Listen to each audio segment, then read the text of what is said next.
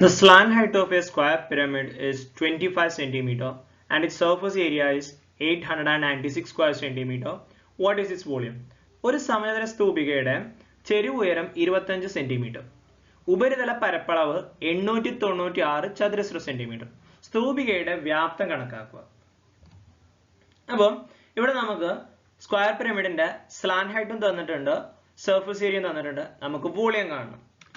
Okay, slant ഹൈറ്റിനെ നമ്മൾ represent ചെയ്യുന്നത് L ആണ്. ചെരിവ് ഉയരത്തിന് നമ്മൾ പറയാ എൽ ആണ്. എൽ തന്നിട്ടുണ്ട് 25 സെന്റിമീറ്റർ ആണ്. പിന്നെ സർഫസ് ഏരിയ അഥവാ ഉപരിതല പരപ്പളവ് തന്നിട്ടുണ്ട് 896 ആണ്. നമുക്ക് വോളിയം ആണ് കണ്ടുപിടിക്കേണ്ടത്. വോളിയം കാണണമെന്നുണ്ടെങ്കിൽ എ വേണം. ഓക്കെ, എ വേണം, എച്ച് വേണം. കാരണം വോളിയം കാണാനുള്ള ഇക്വേഷൻ എന്ന് പറയുന്നത് 1/3 a square h ആണ്. 1/3 a square h ആണ്. അതിന് നമുക്ക് എ വേണം, എച്ച് വേണം. അപ്പൊ ഇവിടെ എയും തന്നിട്ടില്ല, എച്ചും തന്നിട്ടില്ല. അപ്പൊ അത് രണ്ടും നമ്മൾ കണ്ടുപിടിക്കണം. അതിന് നമുക്ക് ഇവിടെ തന്നിട്ടുള്ളത് ഒന്ന് സർഫസ് ഏരിയ ആണ്, അഥവാ ഉപരിതല പരപ്പളവ് നമുക്ക് തന്നിട്ടുണ്ട്. അപ്പം ഈ ഉപരിതല പരപ്പളവ് നമുക്ക് എങ്ങനെ കണ്ടുപിടിക്കാം? ആ ഉപരിതല പരപ്പളവ് കാണാനുള്ള ഇക്വേഷൻ നമുക്ക് കാണാം. ഓക്കെ, വോളിയം കാണണമെന്നുണ്ടെങ്കിൽ എ സ്ക്വയർ എച്ച് ആണ്, എയും എച്ചും അറിയണം. അപ്പൊ നമുക്ക് ആദ്യം ഉപരിതല പരപ്പളവ് തന്നിട്ടുണ്ട്. ഉപരിതല പരപ്പളവ് കാണാനുള്ള ഇക്വേഷൻ ആണ് എന്ത്? A square plus 2al. അപ്പൊ അത് 896 ആണ്. എ സ്ക്വയർ പ്ലസ് 2al 896 ആണ്. അതിൽ നിന്ന് നമ്മൾ എ കണ്ടുപിടിക്കാൻ പോവാണ്. എൽ നമുക്ക് തന്നിട്ടുണ്ട് 25 ആണ്. അപ്പോ a square plus 2a into 25 equal to 896. എല്ലിന്റെ വാല്യൂ 25 ആയതുകൊണ്ട് 25 കൊടുത്തു. ഇനി 2 ഇൻറ്റു 25 എത്രയാണ്? 50. അപ്പൊ a square plus 50a equal to 896.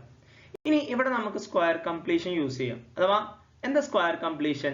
നമ്മളുടെ സെക്കൻഡ് ഡിഗ്രി ഇക്വേഷനിൽ നമ്മൾ പഠിക്കുന്നതാണ്, രണ്ടാംകൃത സമവാക്യത്തിൽ നമ്മൾ പഠിക്കുന്നതാണ് വർഗത്തികവ്. അഥവാ എക്സിന്റെ കൂടെയുള്ള സംഖ്യയുടെ പകുതിയുടെ സ്ക്വയർ രണ്ട് ഭാഗത്തും കൂട്ടണം.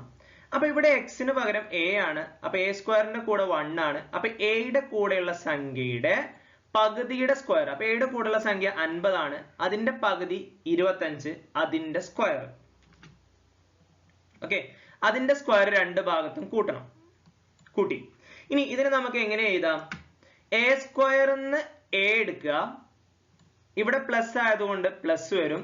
ദെൻ എയുടെ കൂടെയുള്ള സംഖ്യയുടെ പകുതി ദ ഹോൾ സ്ക്വയർ. നമ്മൾ നാലാമത്തെ ചാപ്റ്ററിൽ പഠിക്കുന്നതാണ്, സെക്കൻഡ് ഡിഗ്രി ഇക്വേഷനിൽ. ഓക്കെ, എ സ്ക്വയറിന് എ എടുക്കുക, ഇവിടെ പ്ലസ് ആയതുകൊണ്ട് പ്ലസ്, പിന്നെ എയുടെ കൂടെയുള്ള സംഖ്യയുടെ പകുതി then whole square equal to 896 plus 25ന്റെ സ്ക്വയർ എത്രയാണ്? 625, അഥവാ 25 × 25. ഇനി 896 625 കൂട്ടുമ്പോൾ 1521 കിട്ടും. 6ഉം 5ഉം 11ക്ക് 1 കിട്ടും, ശിഷ്ടം 1. 9 1 10, 10 2 12ക്ക് 2, ശിഷ്ടം 1. 8 1 9 6 15. ഇനി ഈ 1521ന്റെ റൂട്ട് കാണണം. പ്ലസ് ഓർ മൈനസ് 1521 വരും. അത് പോസിറ്റീവ് നമ്പറും നെഗറ്റീവ് നമ്പറും വരാം. അതൊന്നും നമ്മൾ സെക്കൻഡ് ഡിഗ്രിയിൽ പഠിച്ചിട്ടുള്ളതാണ്.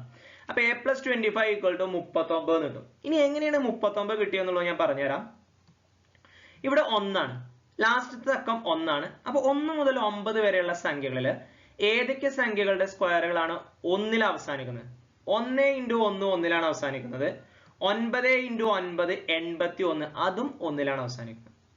ഇനി 15 1521 ആണ്. 10ന്റെ സ്ക്വയർ 100, 20ന്റെ സ്ക്വയർ 400, 30ന്റെ സ്ക്വയർ 900, 40ന്റെ സ്ക്വയർ 1600. പക്ഷെ ഇത് 1600 ഇല്ല. അപ്പൊ 40ന്റെ മേലേക്ക് പോയിട്ടില്ല. പക്ഷെ 900ന്റെ മേലേക്ക് പോയിട്ടുണ്ട്. അപ്പൊ 30ന്റെ മേലേക്ക് പോകും. കിട്ടിയോ? 10 100, 20ന്റെ 400, 30ന്റെ 900, 40ന്റെ 1600 ആണ്. പക്ഷെ 1600ന്റെ മേലെ പോയിട്ടില്ല. 900ന്റെ മേലെ പോയിട്ടുണ്ട്, അഥവാ 30ന്റെ മേലെ പോയിട്ടുണ്ട്, 40ന്റെ മേലെ പോയിട്ടില്ല. അപ്പൊ 30നും 40നും ഇടയിൽ 31 39 ആണ്. 31 എന്ന് പറയുമ്പോൾ എന്തായാലും 900 സംതിങ്ങേ വരുള്ളൂ, കാരണം 30 കഴിഞ്ഞാൽ തൊട്ടടുത്ത നമ്പറാണ്. അപ്പൊ 39 × 39 ചെയ്ത് നോക്കിയാൽ മതി. അത് 1521 ആണെന്നുണ്ടെങ്കിൽ അതാണ് അതിന്റെ റൂട്ട്. 9 9 81, നമുക്ക് കുറച്ച് ഇപ്പുറത്ത് എഴുതാം, അവിടെ എഴുതാൻ ഗ്യാപ്പ് ഇട്ടിരുന്നില്ല കൂട്ടാൻ. 9 9 81ക്ക് 1 ശിഷ്ടം 8 വരും. 9 20, 9 27, 27 34, 1 35. ഇനി 9 27ക്ക് 7 ഇഷ്ടം 2, 3 9 2 11, 1 7 3 10 2 12, ഇഷ്ടം 1, 3 1 4 1 5, 1521. അപ്പൊ 39 കിട്ടും. ഓക്കെ, ഇനി നമുക്ക് ഇതിനൊന്ന് സ്പ്ലിറ്റ് ചെയ്യാം. a plus 25 equal to plus 39 അല്ലെങ്കിൽ minus 39 എന്ന് കിട്ടും.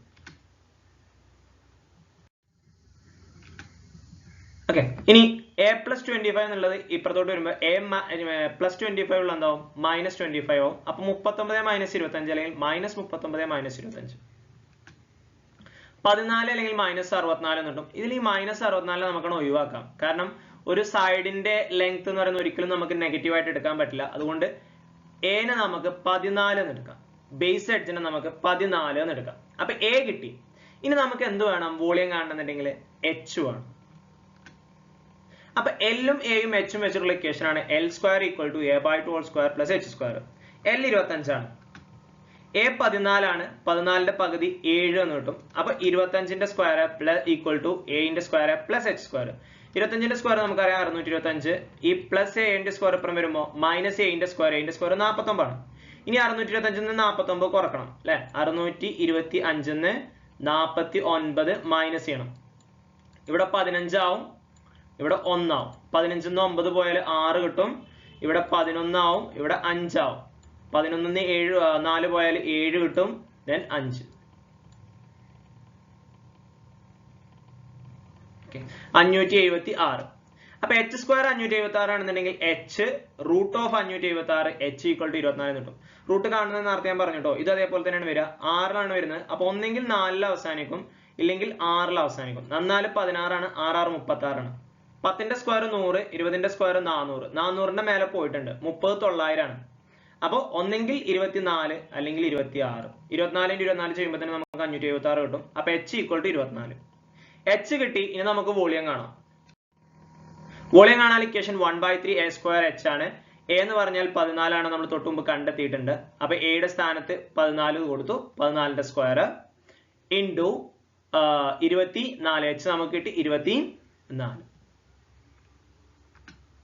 അപ്പൊ 196 × 24 വരും. 196 24നെ 3 കട്ട് ചെയ്യാം. 8 3 24 ആണ്.